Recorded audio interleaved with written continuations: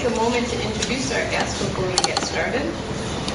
Benjamin Gabay is a Toronto teen who has been writing practically all of his life, inspired by ancient myths, the supernatural, and scenes from everyday life. He develops complex storylines, blending elements of fantasy and realism.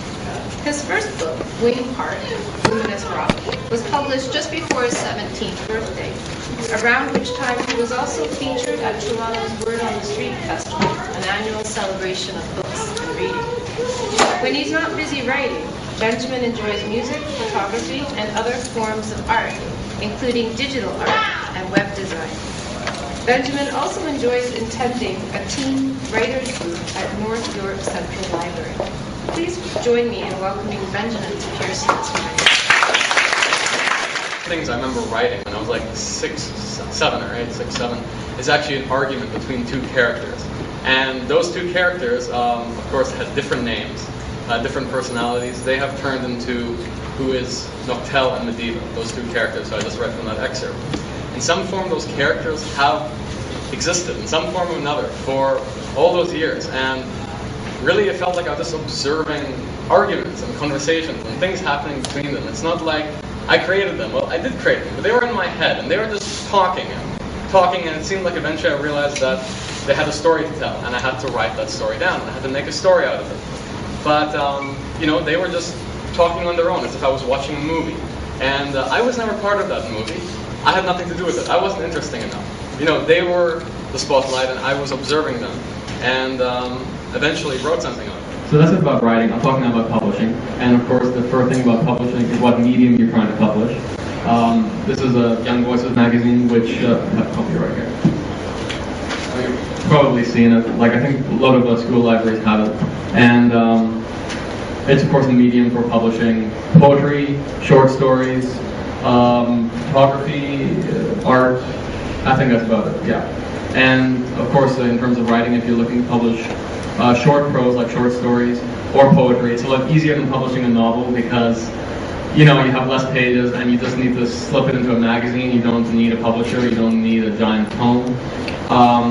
This is an outlet I can highly recommend for that because, well, I work on the quote committee that not judges but selects stuff for publication, the editorial youth advisory group of Toronto Public Library. And I can vouch for it because I can say that it's as fair a process as can be. And if you're looking to submit something, then, well, I highly recommend trying this magazine first. They have like an awesome gala at the end of the year for people who get submitted. And it's a great outlet. People have started out that way. Actually, I think some fairly popular Toronto authors have started out publishing stuff in Young Voices from what I hear. If you want to submit, they're now accepting work. The deadline is April 6th. That's from the website. How to submit? There is a submission form in the back of the magazine for anyone who's looking to submit. And yeah, please do if you have stuff that can fit into that category. I'll talk a bit about plotting and story writing because I know a lot of people who write, or at least from my personal, a lot of people who write. A lot of people in the writers group I attend. They always get stuck. They start a story and then they get stuck in the middle and then they don't know how to continue that story. It's as if, you think of the beginning, it's easy enough, that's a spark, that's the idea. You may or may not have the end of it. Most of the time, of course, it's the middle where you get stuck. It's you don't know how to continue. And why is that? It's because, you have a beginning. The ending, a few things can happen. You can have a great victory or a great failure, but in the middle, anything can happen. And that's why it's so difficult. You have, too many choices. So I personally have never had that problem because my story has existed in some form or another for a long time, and plotting is something that I had a skeleton for a really long time and kind of just had to build on it. Although I understand that that's really not the case for a lot of people. It depends on how you plot. It depends if you are, plotting as you're going along, if you're just winging it, or if you are actually planning things from the start, which is how I've planned things from the start. That's how I've written. If I were to give any advice to that, since I have not had that problem and then overcome it, the best I can do is kind of say how I plot. And the method, if I call it a method for plotting, is it would be cool if. it would be cool if this happened. That's how you create an idea. I don't think so much about trying to craft a linear plot as like, what can the plot encompass? What is interesting? It would be really cool if the main character got kidnapped. It would be really cool if the story somehow revolved around the Paris catacombs, because the Paris catacombs are awesome. And it would be really cool if the main character found a secret room in the catacombs. And it would be really cool if in that secret room there was a magic crown. And it would be really cool if that crown was planted there by the descendants of the people who built Stonehenge. Why? Because it's cool. And that is how I would make a story, how I make stories. And I make very few stories. This is one of them. But by drawing inspiration from the most random things, like there is a cemetery on Rosedale Valley Road, if anyone has been there. It's really old, it's in the middle, it's completely overgrown by trees, and it looks awesome. And that has been the inspiration for something that you can actually glimpse just by reading the first page of my book, a very intimate cemetery. And that has been a really old inspiration.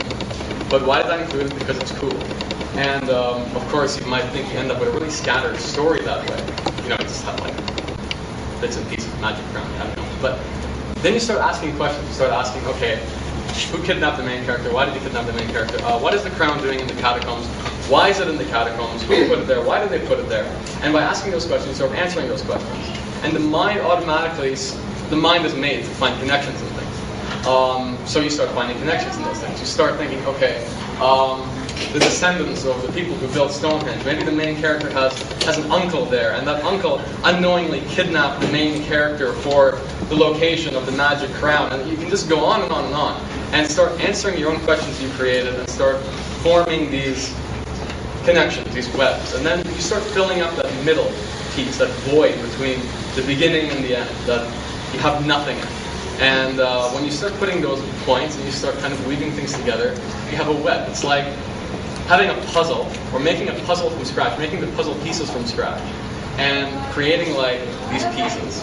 And eventually just trying to fit them together, even if you have to kind of shave off the edges and move them around a bit. And eventually you find a way to fit. Amazingly, it works that way. And it's not like Deus Ex Machina, if you ever heard of that. It's like the God from the machine. It's a plot device where the hand of God comes in and just plucks the character out of any difficult situation. It's not like that. You can actually come up with a coherent story simply by making puzzle pieces and trying to find them to fit together. Thinking of cool things that you find interesting.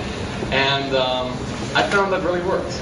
And if you have two pieces that really don't fit and you just can't squeeze them together, then you leave a space between them. And eventually you're going to find a puzzle piece that fits between those, and you find some connection. And in the end, you end up with this beautiful 12,000 piece puzzle. You have no idea how you put together, but somehow you did. And it was worked that way for me, and I hope it can work that way for you. One last inspiration. North Central Writers Group. I highly recommend, as I think Ms. Evans mentioned, support groups for writers are really helpful, and I have found it extremely helpful, especially in the last few years of publishing my book. I've been attending this writers group for the past 2 years. It has been started, I think, 6 years ago. It's run by Susan Kernahan of North Central Library, and I found it extremely helpful in just having like an intelligent audience to bounce stuff off of. Because like we read our work, we get feedback, we do fun writing exercises, which are more like writing games because they're just so much fun. And gave me a whole new inspirations and insights into like writing literature, and of course there's poetry. So I learned a lot. I think I learned a lot from it. I highly recommend it. The librarian who runs it is actually working now on trying to start other library groups, other writers groups across the city, because I understand that for a lot of people, North Central Library is like, driving to China. So that's an initiative that the librarian is taking to try and start other groups around the city. And if one shows up in your neighborhood and you're interested, I suggest you drop in.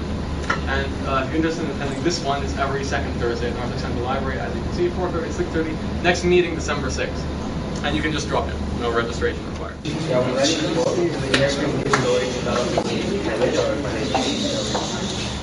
That's a very interesting question. The question is, do the characters change as you intended them, or sorry? The character, did they develop the way you Did I develop the way I intended them? To. I could not intend anything. I would be imposing something on my characters if I said that. I think the characters have developed on their own as if they were like sentient beings in my mind, or in my mind, or in the air somehow.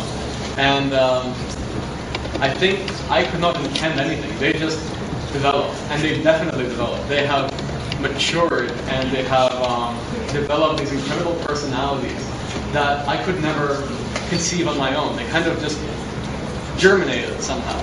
They grew, and they became something very interesting on their own. How is the second book coming? When do you hope to publish it? The second book coming, and when do I hope to publish it? I'm writing it right now. I haven't fully conceived.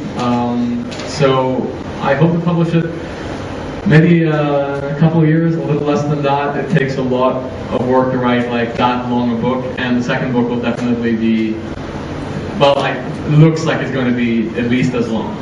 And it takes a lot of work to write 600 plus pages, so probably a couple of years, plus editing.